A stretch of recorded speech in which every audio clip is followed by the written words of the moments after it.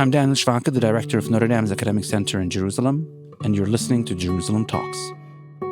As part of an undergraduate course taught by Notre Dame Jerusalem faculty at the university's Academic Center in Rome, Avraham Burg sat down with Margaret Karram, president of the Focolare Movement, an international Catholic organization dedicated to interfaith and ecumenical dialogue.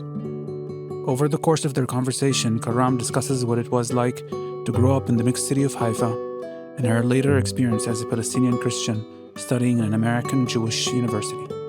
Karram goes to tell the story of the Focolare Movement and her work towards communion and tolerance, explaining how she aims to bring peace through dialogue and bridge building. Peace on you, Margaret. Thank you. Salam alaikum. Salam alaikum. How do you say it in Italian? Pace. Pace sia con voi. Pace. Margaret, the president of the place, you were born in Haifa. Yes. A friend once told me about Haifa that it's maybe the most significant city in Middle East, Israel, Palestine, because it's a city neither Moses nor Jesus nor Muhammad ever set a foot there. So therefore it functions. Tell me about the Haifa of your childhood. Okay. So good morning to everyone and welcome here. As Abraham said, I was born in Haifa. It's a city in north of Israel, in the region of Galilee. And my family is an Arab Catholic family, originally Palestinians. And I have 2 sisters and 1 brother. And our home was at that time in a Jewish neighborhood. So all our neighbors were Jewish neighbors. And I went to school run by a Catholic nuns, religious nuns. Carmelites. Carmelites, yes. The school, where I attended was all the students were Arabs, and they were Catholic from different denominations, Orthodox, Protestant, different churches, denominations, and Muslims. So it was like 50-50 almost. So I grew up, in a multi-religious and multicultural atmosphere, a city where at school I was with Muslims, and when I went back home, I was, surrounded by other Jewish boys and girls, but families. So that was my childhood. So I grew up, and teenagers, I met the Focolare when I was 14 years old by young people, and they came to our school. And they were talking about the Focolare movement. I never heard about it. It was very, very new in our country. And I was not really interested so much because I was already I was practicing my Christianity. And my parents really educated us as Catholics. We were going to church every Sunday. I consider myself being good Christian, so I didn't need anything else. But when I heard these young, boys and girls, they were like maybe 17, 18 years old, maybe even less. They were so enthusiastic about what they were talking about. And I saw in their faces a lot of joy. Margaret, before you take us from your childhood immediately to Rome, yes. Okay, slow down. It's still in Haifa. But slow down. Yes. You said earlier I was a Catholic Palestinian. Yeah.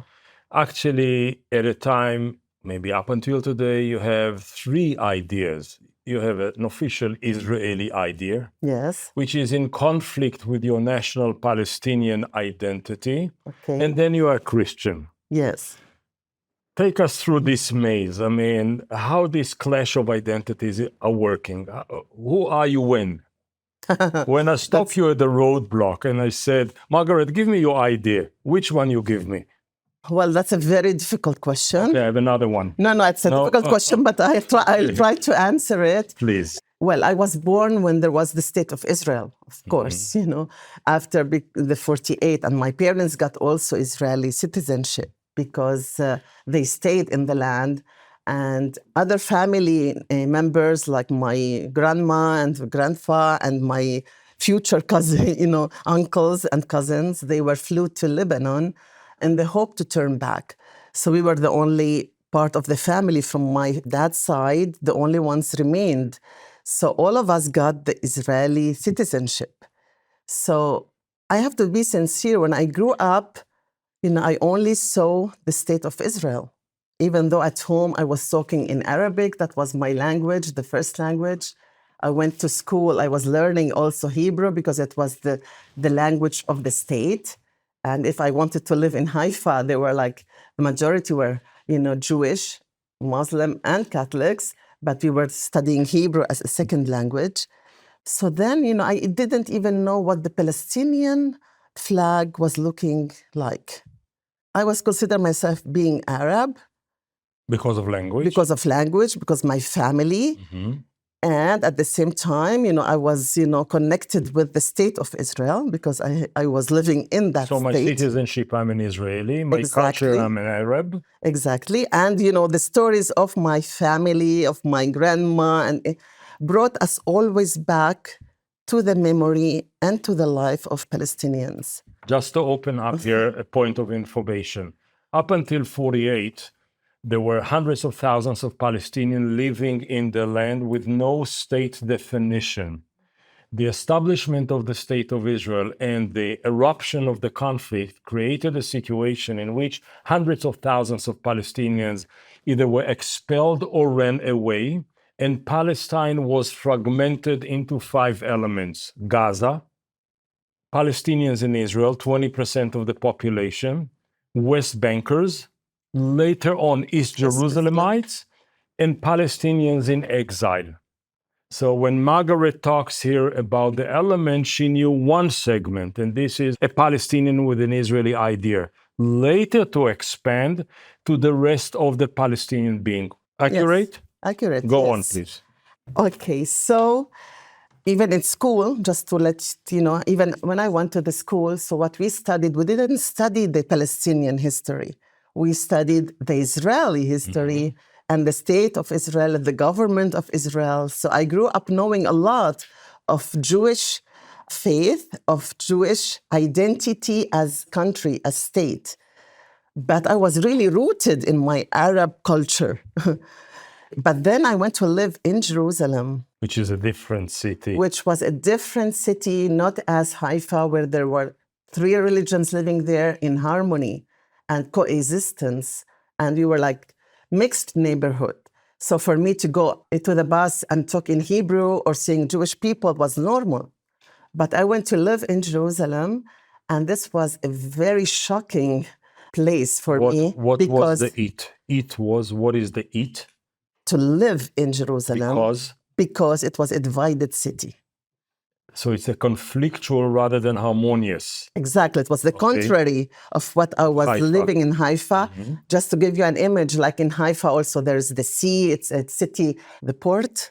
Yeah. Yes. So it's a beautiful city also from, like the atmosphere and the sea and everything is so harmonious, so beautiful. Jerusalem is all built by stones. No sea. So every time, I went from Jerusalem to Haifa to visit my family, was like breathing. But it's not only physical breathing, because I felt like in Jerusalem, the air was missing in my lungs, just to give a plastic example. So when I realized that something was, like with my identity was a little bit like a conflict side, was when I was in Jerusalem, going to the East Jerusalem, which was a divided city, East and West. West was mainly Jewish. Yes. East was mainly Palestinian Arabic. Exactly. So when I was going to the East part, going to buy things or meeting people that I know, meeting the Christians that I know, going to the church, whatever. So whenever I spoke Arabic, which is my first language, so the Palestinian living in Jerusalem were telling me, Margaret, your accent is different than us. You are Arab from the north. And that moment, I felt like, what? Then I felt, so I'm not like them. So I do not even belong to my language. Exactly. Mm-hmm. And that I was different than the Palestinians living in Jerusalem, even though it's the same nation. And that was from one side. So if I went, to the Jewish part, going to work, in the bus, and I was speaking in Hebrew, and my Hebrew was actually good Hebrew. Not perfect, but was good. And so the Jewish people will tell me, where do you come from? I said, Haifa. And they said, but you don't sound like you are Jewish. So you are not like Jew. So it was like, so you're not Israeli. So that was, the moment that I felt within me, like, so who am I? Am I Israeli? So who are you? So how I solved this problem? I decided, first of all, I am Christian. And I belong to that people. I belong to God. So whatever people can say of my country, of my homeland, of my patria, come say it, patria. Yeah, homeland. Homeland, Motherland. Yes. It is very important to have a homeland. It is very important to be rooted to a land because that's identify you. But as a Christian, I felt much more I am identified with my Christian faith, with my homeland, which will be, I don't know where, in another world. And I live for that world that I dream that can be a better world, and I work for that. So in the junction in which many have to decide between national definition and religious definition, you took the turn towards religious spiritual definer before the others. Yes. Okay.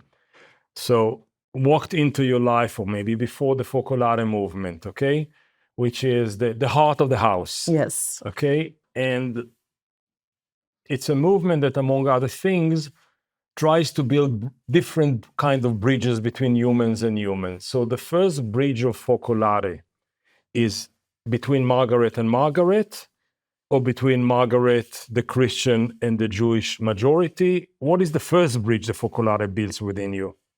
The first bridge was to connect me with God. That's the first step. And the other side responded? Yes. Okay, good. That was the first step because I felt that, if I really wanted to live my Christian life, even though with all what, my identity is, it was to really be connected to God. And through Him, I could really connect to the others. Because what I really felt, that with meeting the Focolare helped me to see the image of God in every person. And that's what, made the difference. Because maybe I was looking first, this is a Jewish person I can respect or I can hate. This is a Muslim person I can respect or hate, depends what, they did for me. But what I felt was, every human being is created at the image of God, if we believe in that. And that we could really build, human relations, first of all. So that really changed. And what changed also was that always I wanted to change society because I was feeling that the society that I was living in was not just, was not peaceful. So I wanted to change something. But with the spirit of the Focolare, I understood that it's not I have to change others. I have to change my heart. So that's the first bridge. That's the first bridge. Changing my heart, changing how I look at people. This makes a big difference. Because if you look at the person who is in front of you, as a lesser human being. Yes. So your relationship is different. Mm-hmm. You cannot connect with that person. But then you moved from Haifa to Jerusalem for harmony to conflict, okay? And then you are not accepted by neither side, or you do not feel belong for neither side of the city. Yeah. So instead of going east and west, you went up. I went up. Okay? Mm-hmm. So you connected to the up, though the horizontal was a bit more problematic. And instead of going to, I don't know what, to the Vatican College of Theology, you went to an American Jewish university. Exactly. Build this bridge for us, please. Okay, when I met the Focolare, I felt, as you understood from the video and what you were talking before, the Focolare focuses on unity, on fraternity. And I really felt, that's what I really want to give all my life, all my energy to this cause. And the Focolare, as you have understood, works towards also dialogue between different religions, between different people, different churches. So I had this opportunity to see that if I really wanted to know the other, I have to learn about the others. because many times it's ignorance that makes us fear the other person. And so I decided I'm going to go, because of the Focolare, to go and study Jewish studies, which was not easy at the beginning because, it was something very different of what I have thought. And it was a Jewish university, so most students... Which one? American Jewish University in Los Angeles, California. And so most students were Jewish, but it was a very strong, I can say, very strong and enriched experience. Because there I really understood that if we really get to know the history, the tradition, the philosophy, the politics, everything I have studied in that 4 or 5 years helped me to understand the narrative of the other people. Wait a second. When you go to this university and you study the Jewish history, Yes. it is connecting to the other, i.e. the Jew, or is it connecting to the origin of the church and the time in which Jesus Christ was born and crucified as a Jew? What did you connect to? Well, at that university, I really didn't connect with, even though it's our roots, and I was studying the Bible and the Mishnah and whatever, and the commentaries of the Bible. But in that university, I didn't study from the Catholic or Christian point of view. All what I studied there for 5 years was only from a Jewish perspective. But how did it help you to understand better your own identity? That's why, yes, I already was very rooted in the Catholic Church and the Catholic education from my parents and from my school. But when I went again back from Los Angeles to Jerusalem, I went to study theology, Christian theology, to make it balance in me both things. How many years you need Christian balancing for 5 years of Judaism? Maybe hundreds. I see. Okay, just to make sure. No, that's true because, it was very interesting. But then, I really wanted to go back and know, from Christian point of view. But I really found a lot of, similarities, a lot of things that unite us. We have shared history and shared Bible. So I will not ask now, maybe later, is it possible that both sides simply do not know each other?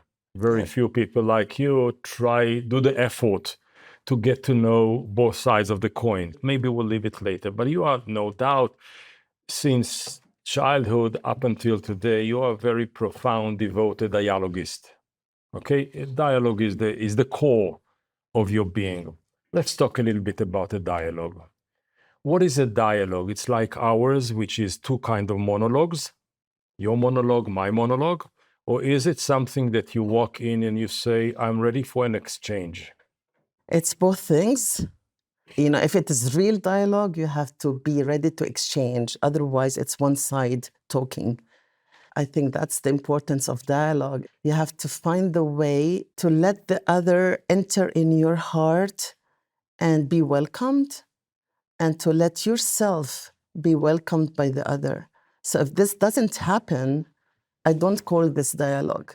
I call this a conversation, getting to know each other, but it's not constructive dialogue. So dialogue for me is also putting aside many times, like if I'm talking to you now, I have to put aside whatever I'm thinking. I have to listen to you carefully. I'd love to know what you think, but okay. Okay, so I have to really try to answer your questions, to be sincere and not to invent things, but to be really sincere, asking, because you are interested. You want to know me better, or these students want to know more about my story.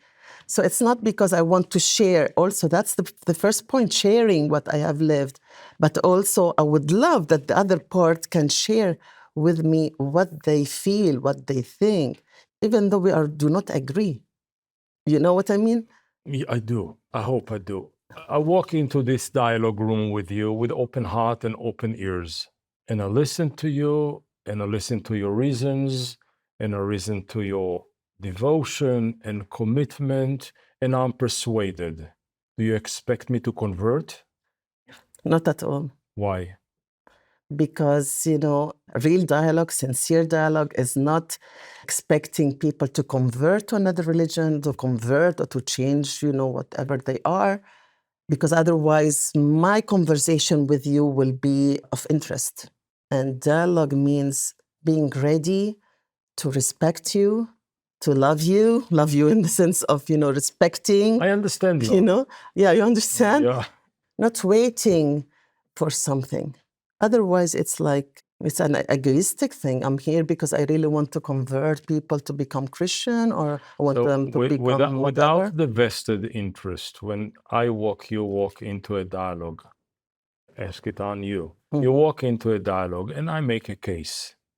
Okay, I tell you, Margaret, listen to me. Okay, and you say, wow, he's 100% right. How far are you ready to go with changing your original mind and take my own position, or your co-dialoguist position, or there is a limit? You say, this line I do not cross. Even if you're right, there is a limit in my dialogue. What are the limitations of this exchange program? That's very hard, I think, to answer. In my experience, many times I face this with the people also, especially with political point of views that are different than mine, or also with the Jewish people or Muslim that I have, been talking to. I remember times that we have really exchanged a lot of things that were contradictory or I didn't agree with. So I said with a lot of conviction what I have to say, because I was convinced. And many times maybe some of these conversations may lead us to different ways because we didn't get to agree on things. But that's okay. My problem is not with disagreeing. My problem is not problem. I want to challenge you with agreeing. You walked into the conversation, you didn't know what I think. You thought that you have your catechismus, you have your dogma. Yeah. And I persuaded you that I have a different one. And you say, wow, he's right. Will you leave yours and come to mine, regardless of interest? I mean, conviction speaking, or there is a limit, you say, that's a red line, I do not cross, never mind what happens. Well, it depends on what it is. It depends on what you are talking about. I think in my heart, I would respect what you are saying. If it is something that I can accept, and I say, well, I never thought about it. You have really opened my mind. It is something that I have really to look into it. Personally, I don't right away say, okay, I agree with you, and that's what I really want to do. I'm a person maybe that I say, okay, let me think about it. Slow down. I will think about it. We can meet again.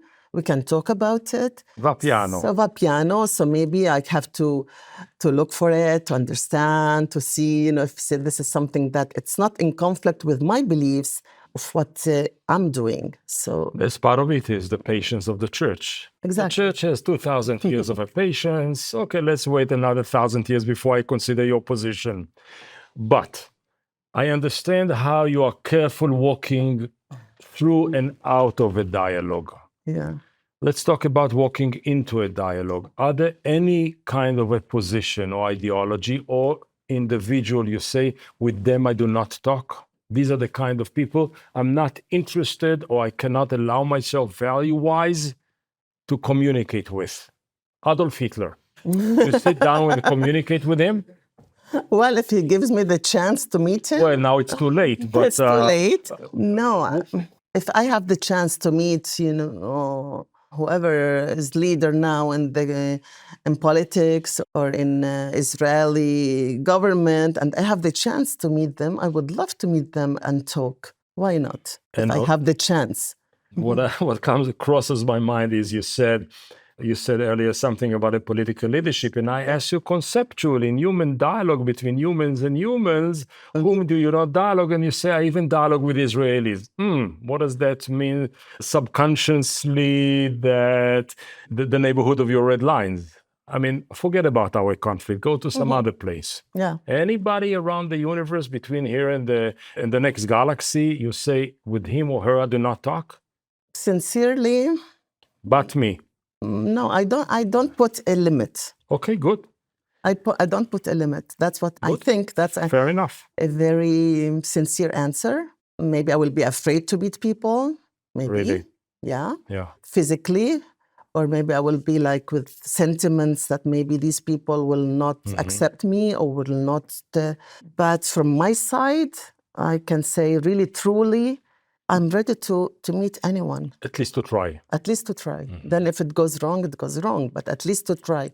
Not to put a wall, because that's what we do usually. We put walls between us and we have prejudices. This person is, a terrorist. This person have political ideas different than me. This is not Catholic. This is whatever.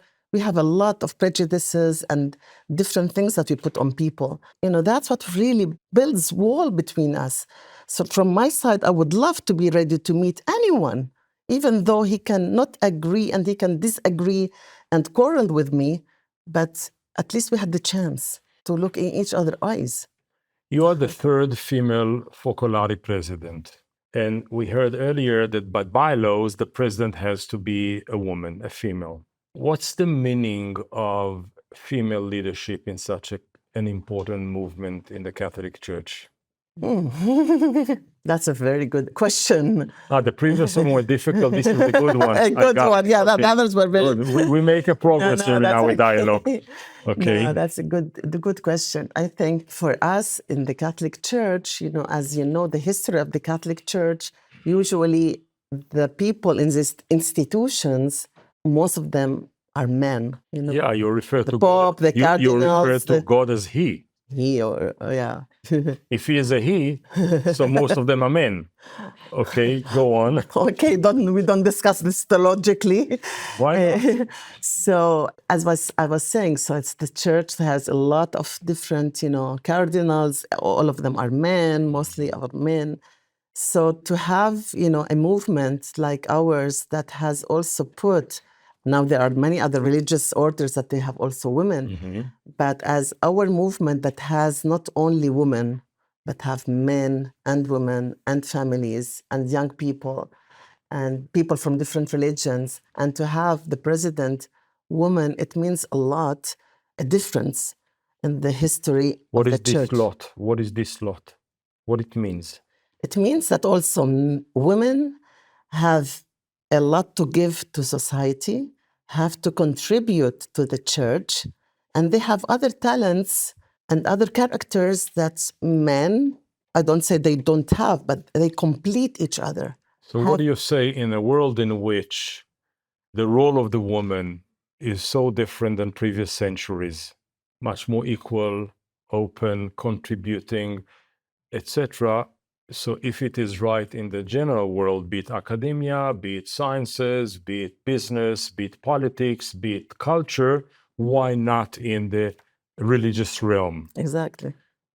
Can you imagine, can you envision, can you draw for us a church that all of it is Focolare-like mentality, how this church looks like?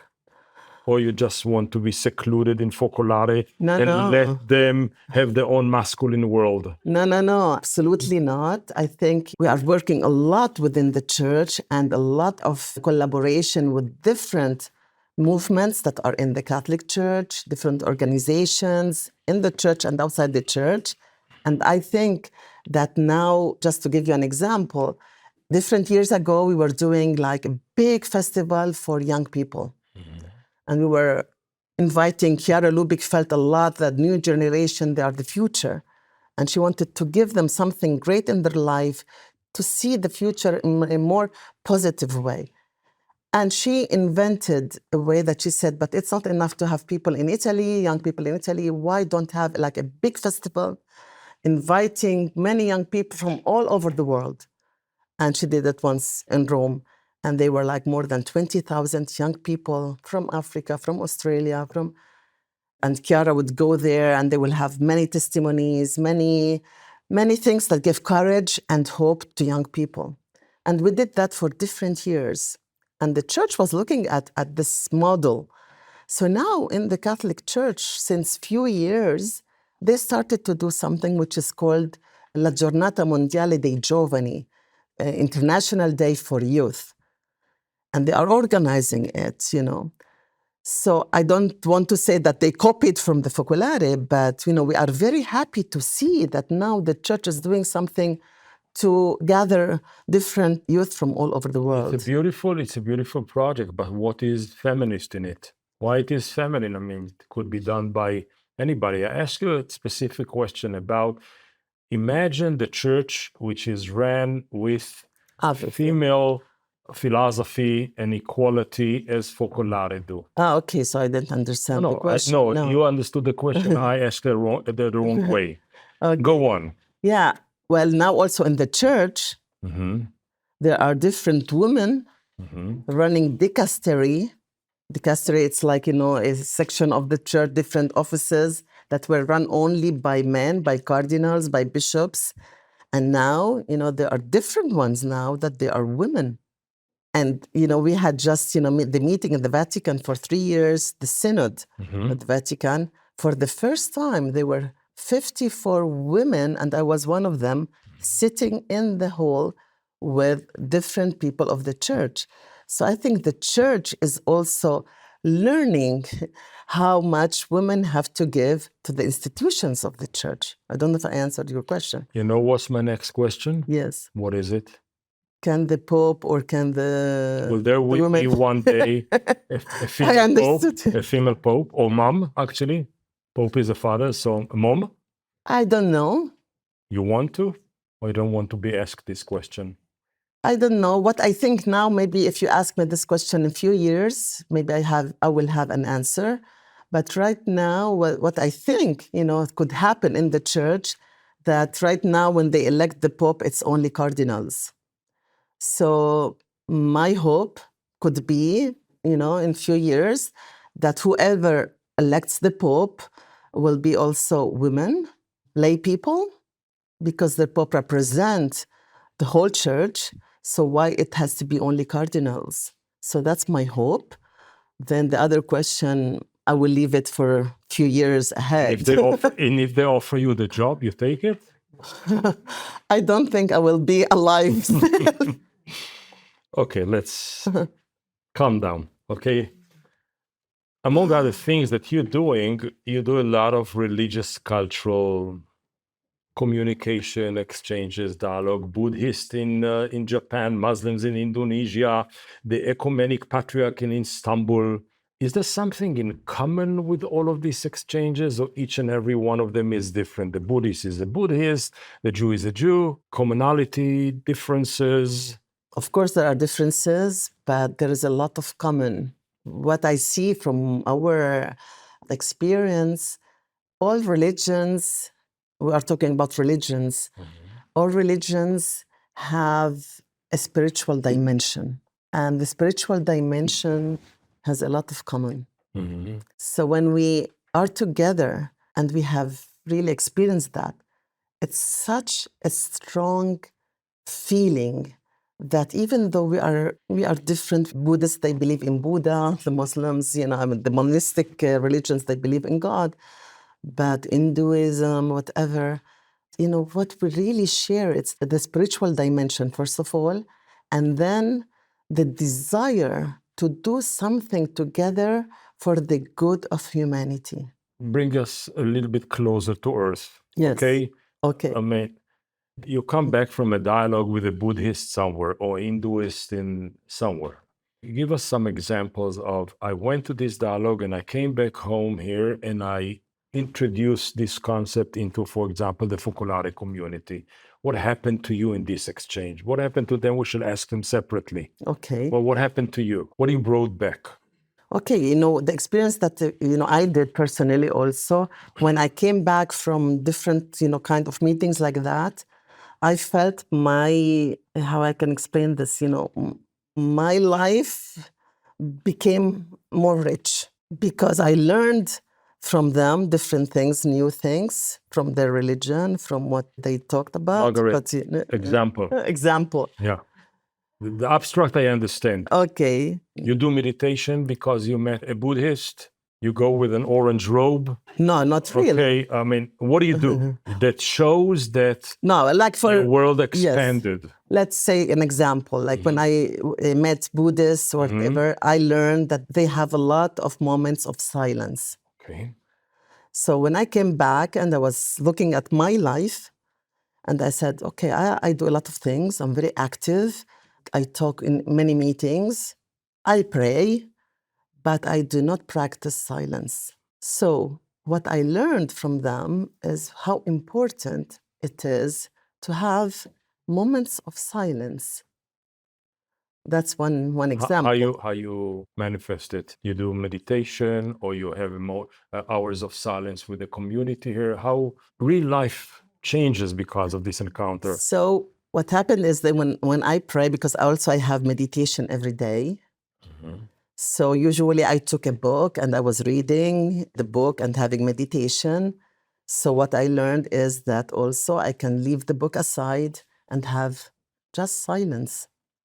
That's one thing. The other thing I learned that not only in prayers, but when you are talking to people or we are in a meeting, also with the Focolare, and we have to decide things, and we're always thinking and talking. And so I learned that maybe some moments of silence, even in our meetings, and now we are practicing this also in our meetings, to have some moments of silence to understand what we are talking about, to grasp what we're thinking, even though there are concrete things, but maybe each one said something different. And so you need some silence, inner silence, to understand what you really want to do and then express your ideas. So that's one thing I learned. So before the next question, let's take a moment of silence. Okay, it was a short moment. Is there a difference between the interreligious dialogue in the Middle East you and me know so well and other dialogues in Asia, Far East, and Europe? Yeah, I see differences. I see differences because, when I talk, when I, see people from Middle East, the interreligious dialogue is very much influenced by politics and politics ideas, sentiments. So it is a different dialogue, When I meet people from other countries, even like United States or Asia, and we were talking about Muslims and Jewish and whatever, you feel that their dialogue goes to another level. And you are free to say whatever you want, and there is richness of dialogue and different exchange of traditions and things and doing things together. When you are in the Middle East and you start talking about whatever thing, you talk about peace, you talk about food, you talk about whatever, right away something happens. And I understand this because, the conflicts, the war, the sentiments of fear and enemy influence our minds and hearts. So for me, it's really different. I find it much more difficult. I think that you were in Lisbon when you spoke about building bridges in the context of conflicts. Yeah. And this is actually what you alluded to right now. Now you're an engineer of dialogue bridges, okay? How you build bridges in context of conflict? It's a different one than in a context of tranquility and harmony. How you do it? First of all, you need a lot of patience. That's the first thing. And then not to give up, because, I remember when I was in Jerusalem and we wanted to have like an exchange with teenagers from Palestinians and Jewish people. The parents came and they screamed at me and they said, Margaret, what are you doing? That's something strange. And, you are going to change the mind of our children. And you don't know what it means for us to be Palestinian and how we have to fight for our rights, and you want to change the mind of our children. But I said, if we all continue to think in this way, our society will never change. We have to do something. But another concrete example that we're doing just now, how we do help people to grow up in a different way of thinking.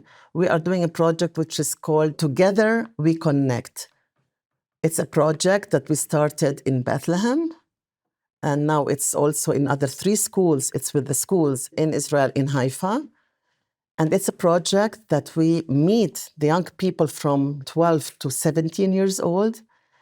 And we start with activities, theater, songs, activities like that. But then there's like a program of knowing yourself, knowing how to deal with conflict. And young people can really talk about it, because right now in Bethlehem, no one talks about it. Why do you feel so much discouraged, so much? So it's a way of doing something. And after 2 years, now it's the 3rd year, we are seeing that things are changing, at least in the minds of people. Is it possible after the last 2 years of violence exchange between the Jewish segment and the Palestinian segment, is it possible to bring back to the bottle the genie of hatred, frustration, and agony? It is difficult because what happened recently in the 7th of October really have broke a lot of things and have put a lot of, sad sentiments and negative sentiments. For me was like, thinking how we can start all over again. But I think it is possible. It is possible. And I know about different organizations in Israel, all around the world, are trying to bring back this connection between people and this bringing back the hope that it is possible to build another society. And we have a great responsibility in doing that, because otherwise things will not change.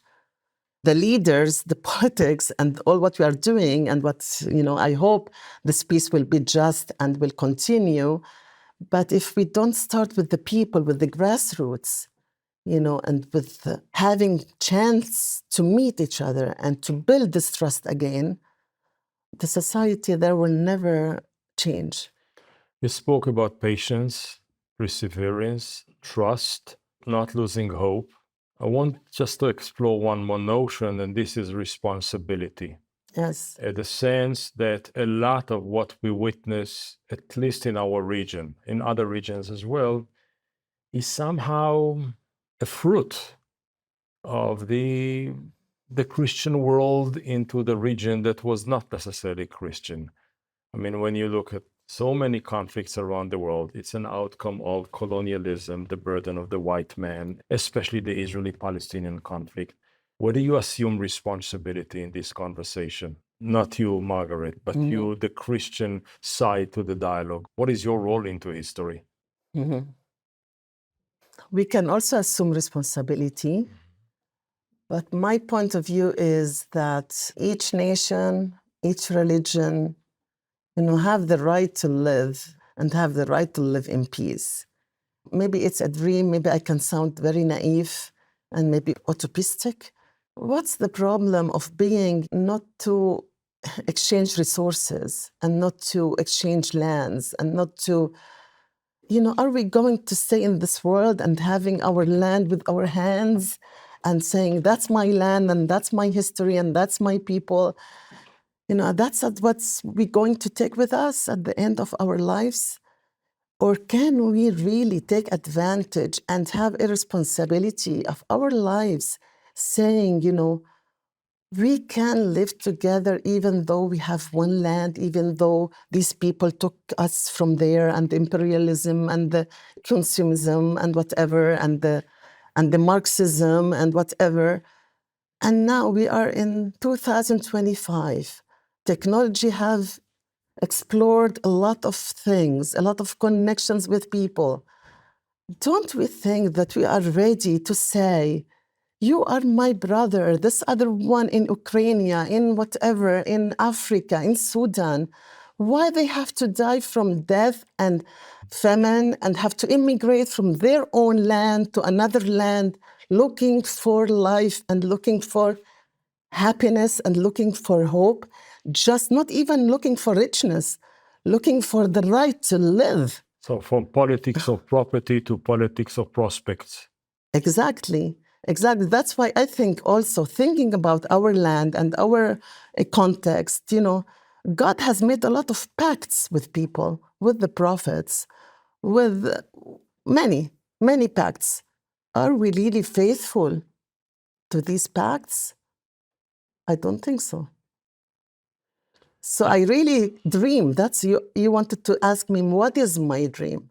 That's my dream, to see people nowadays in this year of whatever century we are, that people are not using only their intelligence and not only artificial intelligence, their intelligence to build peace and harmony and connections with people and letting everyone live in their own dignity, otherwise destroying people.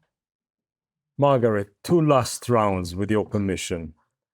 If you have the opportunity, the omnipower, the omnipotent power to change one thing in the world, one, and that's it, what will be that one? Not multitasking, No. not 1,000 missions, not organization, one thing to change in the world. The heart of each person. Enough. And one last thing. You went all through the thing about the dialogue, the original one between you and the upstairs, Yes. right? You're right. Let's go back there. What is the prayer that you pray for this change of hearts of people? Give us a prayer. A prayer that I know, or a prayer that I can just do now. Invent. Invent. God, our Father, I want to thank you for this opportunity of meeting together, to meet such beautiful students and beautiful colleagues and interviewers. And I want to pray together with all of you that God may change our heart of stone and give us a heart of flesh, a heart that sees in every person the image of God, that where there is hatred, we can bring true love. And as the prayer of St. Francis, where there is division, we can bring unity, harmony. Where there is refusal, we can bring acceptance and welcoming. We ask you, God, to bring peace, first of all, in our hearts, because peace in the world will start only if we have peace within us. We are confident that you will answer our prayer. We promise you that we will do everything, and we will put all our energies, all our ideas, all our initiatives, that this may happen soon. Amen. Amen. Thank you very much. Thank you. Jerusalem Talks is brought to you by the University of Notre Dame's Academic Center in Jerusalem and was made possible by the efforts of Avraham Burg, Daniel Schwacke, Gabriel Mitchell, David Turgeman, Ben Wallach, and Nathan Steinmeier. Learn more about us at jerusalem.nd.edu.